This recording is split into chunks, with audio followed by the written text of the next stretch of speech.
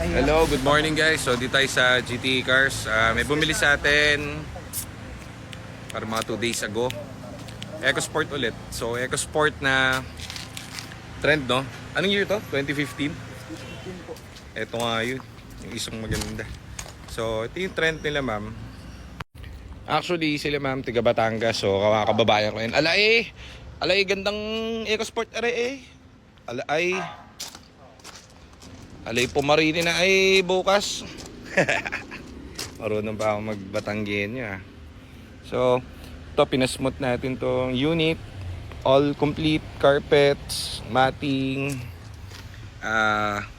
Eto guys, merong mas magagandang unit sa marketplace. Sabihin ko sa inyo, mas magaganda yung paint, mas maayos, itsura, mas magaganda yung definition.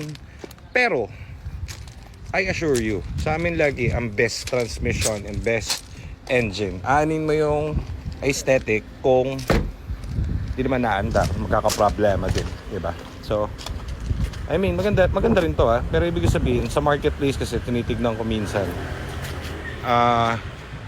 meron mga nagbebenta talaga ang makikinis, everything. Kaso, wala namang mga alamin dun sa transmission and engine. So, yun yung number 1 natin. Transmission, engine lagi.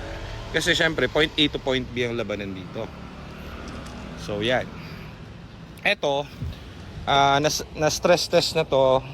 So, ready to drive na to anywhere. Kahit pumunta pa kayo ng Ilocos, walang problema.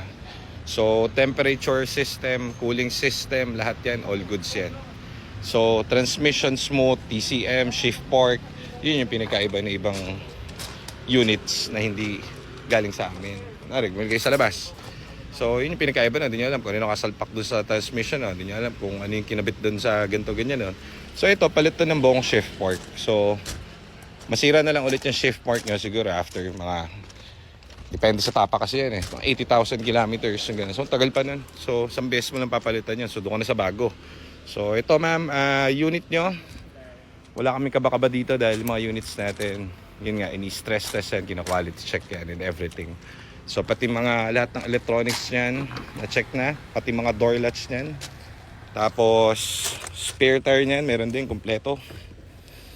Dito pala sa likod yung spare tire. Ginawa akong piyesta. So yan. So may mga di ganun ka perfect yung unit dun sa paint. Pero trend kasi ito ito yung base model. Pero in terms naman dun sa point A to point B, sinisigurado ko sa inyo, wala kayong magiging problem. So ito, inantay lang natin yung, may nagdala kasi bigla ng Fiesta sila sir, doon sa likod. Papaayos ng ABS. So inantay namin sila sir. Iikot namin sa aircon. May aircon siya ngayon, pero papapalitan na rin natin yung ECB valve para hindi na kayo gumasa sa future. So yung ECB valve na ito, dadalhin namin sa nag-aircon tapos all goods na. Tapos release na po natin mamaya. Hintayin ko po kayo. Thank you ma'am, from Batangas. Salamat.